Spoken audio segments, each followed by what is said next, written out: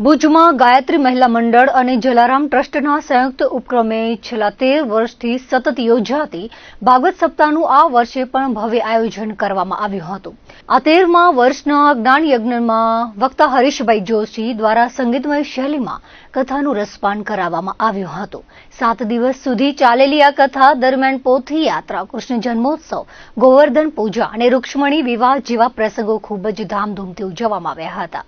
મંડળના સભ્યો કલ્પનાબેન ચોથાણી અને રસીલાબેન ચોથાણીએ જણાવ્યું હતું કે દરરોજ રાત્રે દાંડિયા રાસ અને કીર્તન આરાધના જેવા સાંસ્કૃતિક કાર્યક્રમોએ ભાવિકોમાં અનેરો ઉત્સાહ જગાવ્યો હતો।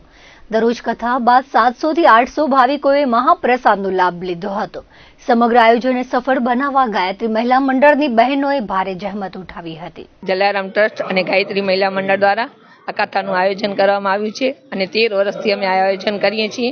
પહેલે દિવસથી પોથી યાત્રા કાઢી હતી, તેનું પણ એકદમ જોરદાર પ્રવાસ થયું હતું। અમારે અહીંયા કને 13 વર્ષથી આ ભાગવત સપ્તાહનું આયોજન ચાલુ છે। બધા મહિલા મંડળ સાથે મળીને કામ કરીએ છીએ અને અમારે અહીંયા કને આજે આ વખતે 12 પોથી છે અને આપણે અહીંયા દરરોજ રાત્રે મહાપ્રસાદ હોય છે।